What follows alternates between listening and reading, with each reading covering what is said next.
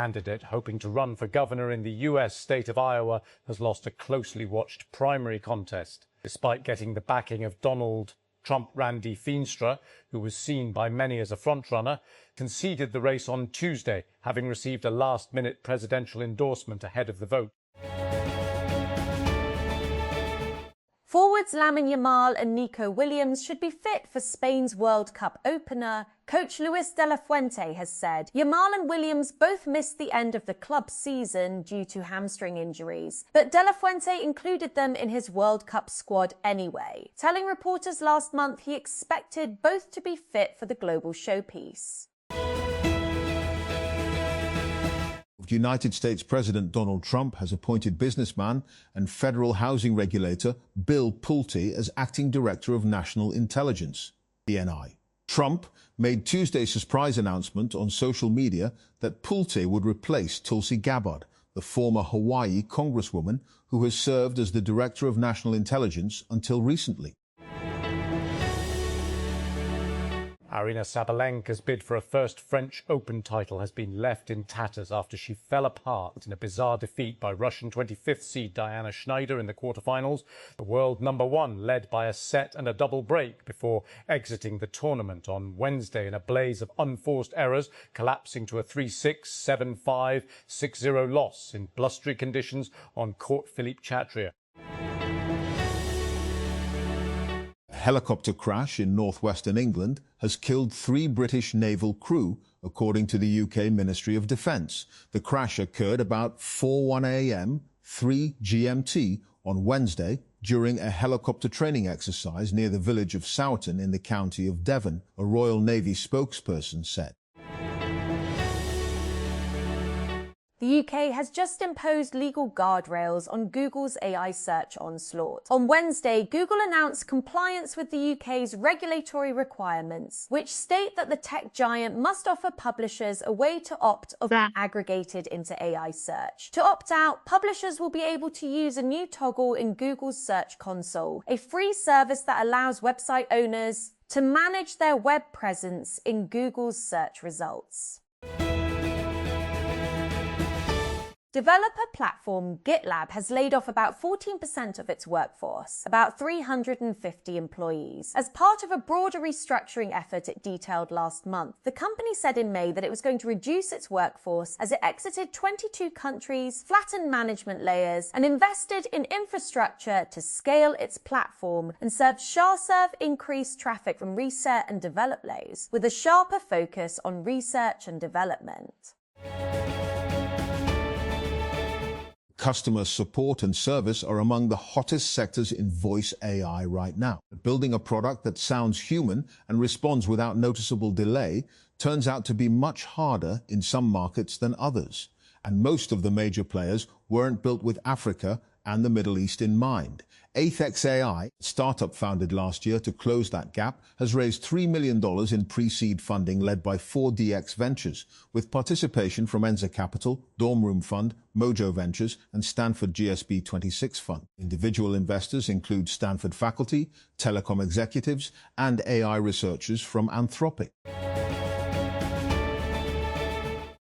Alphabet plans to raise $80 billion through equity offerings as it increases spending on AI infrastructure and global compute capacity. The company plans to use the funding for general corporate purposes, including capital expenditures to scale AI infrastructure and compute. Part of the proceeds from the market offering will also support an employee equity change related to tax obligations from employee equity awards. Pakistan's National Cyber Emergency Response Team has launched a cybersecurity internship program to help prepare skilled professionals for the protection of the country's cyberspace. The internship program is open to students and recent graduates who are interested in building a career in cybersecurity. The internship will run for 6 weeks and will provide practical training under the guidance of experienced cybersecurity professionals. fake UAE work visa scam has been exposed at Jinnah International Airport in Karachi, where a passenger was offloaded while attempting to travel to Dubai on forged documents. The action was taken by FEA Immigration Karachi during checks at the airport, leading to the passenger's detention for further investigation. Google has announced fake call detection for the Phone by Google app, adding a new protection against impersonation scams that use spoofed phone numbers and AI-generated voice deepfakes. The feature is designed to warn users when a call appears to come from a known contact, but does not include the required verification signal from that contact's actual phone.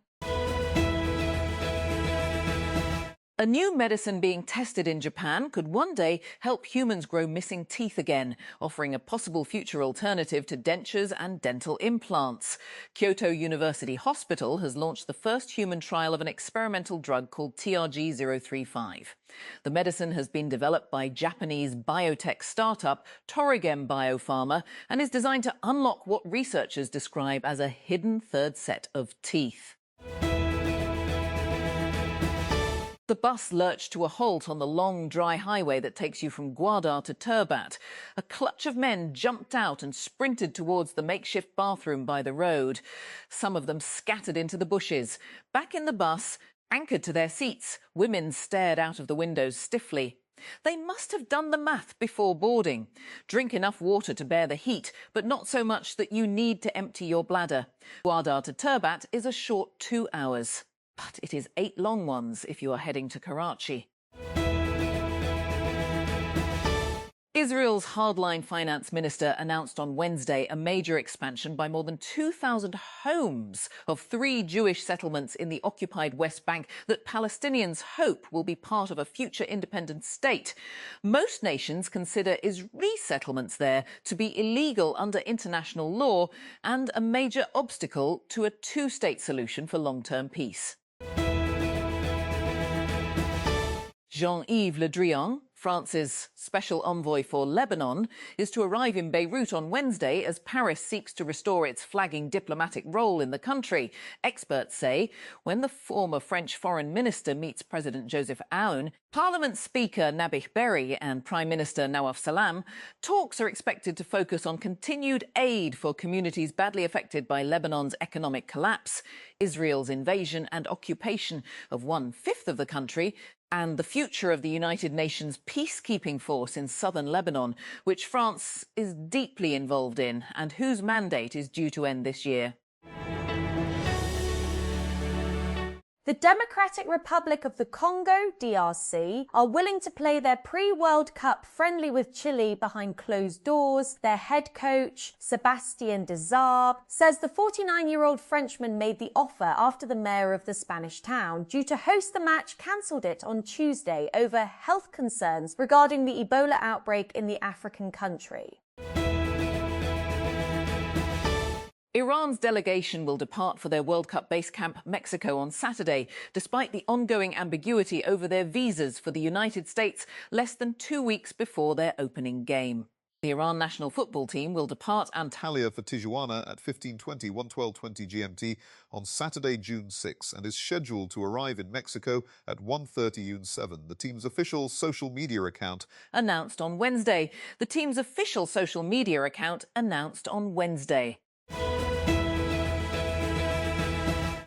Israeli authorities have extended the detention of a player on the Palestinian women's national football team after she was summoned for questioning in Jerusalem. Palestinian officials have reported. The Palestinian Football Association, PFFA, denounced the prolonged detention of 20-year-old Rand Halawani, who was arrested on Tuesday evening.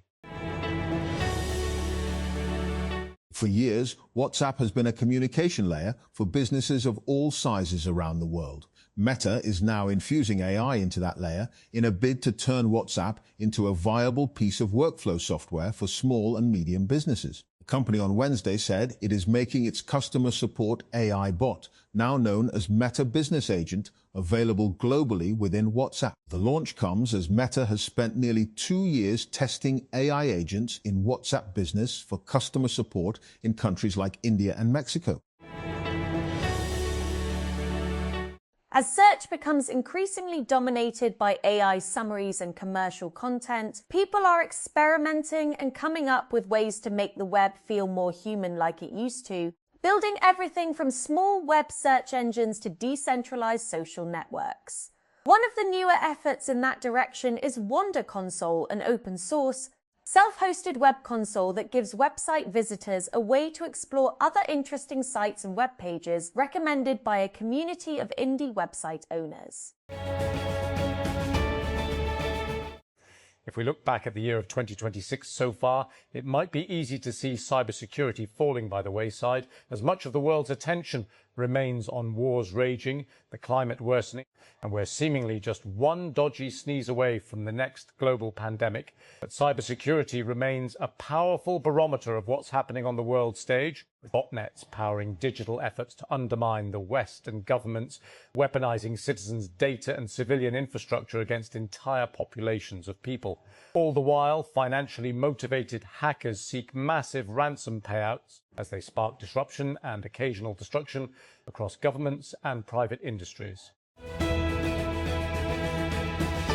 TikTok announced on Wednesday that it's launching a new standalone app in the US dedicated to cultural milestones like the upcoming FIFA World Cup. The new app, called TikTok Pro Events, allows users to engage with other fans, explore trending videos, and access curated creator feeds. Users aged 18 and above can earn stars, which can be redeemed for exclusive benefits by completing fan-focused activities within the app, such as searching for trending hashtags, visiting the FIFA World Cup hub, and sharing content. These exclusive benefits include official FIFA World Cup merchandise through a dedicated in-app redemption store, TikTok shop coupons, or the opportunity to direct TikTok-funded charitable donations through a partnership with Feeding America.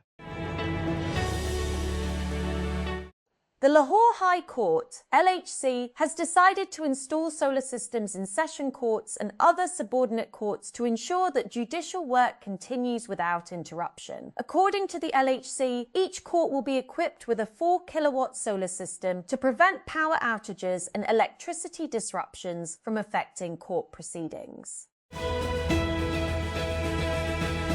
The United Kingdom has outlined the key requirements and procedures for individuals seeking to visit, study, work, or join family members in the country. Applicants must determine the correct visa category before travelling, as approval is required before entry. The type of visa required depends on an applicant's nationality, purpose of travel, length of stay, and personal circumstances. While some travellers may not need a visa for short visits or transit, most applicants must secure the appropriate visa before arriving in the UK. The Sindh Education Department has prepared a new policy to address staffing imbalances in government schools, proposing a golden handshake scheme for surplus teachers and introducing administrative reforms in recruitment procedures. Under the proposed policy, teachers identified as surplus in schools with more staff layered based on student enrolment may be offered early retirement through a golden handshake programme.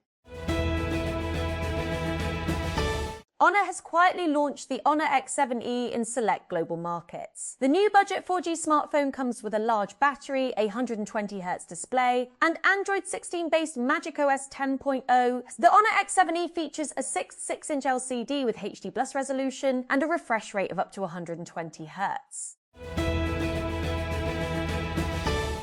The Islamabad High Court has ruled that a citizen cannot be placed on the sparse control list merely for being deported from another country over visa overstay. In a significant decision on overseas travel restrictions, the court declared the practice illegal and ordered the immediate removal of the affected citizen's name from the passport control list. One Homes, the UK-based real estate group behind Lahore's most expensive residential address, has announced a new $35 million investment in a luxury high-rise development in Lahore, marking the company's return to the city following the successful delivery of One Canal Road. One Homes has acquired a prime site on Rye Wind Road, where the developer will launch its next landmark residential project in Lahore. The acquisition follows the successful handover of One Canal Road, the group's flagship development in the city, designed by internationally renowned Miami-based architect Kobe Karp and featuring interiors by Versace Ceramics. The bus lurched to a halt on the long, dry highway that takes you from Gwadar to Turbat. A clutch of men jumped out and sprinted towards the makeshift bathroom by the road. Some of them scattered into the bushes. Back in the bus, anchored to their seats, women stared out of the windows stiffly. They must have done the math before boarding, drink enough water to bear the heat, but not so much that you need to empty your bladder. Gwadar to Turbat is a short 2 hours, but it is 8 long ones if you are heading to Karachi.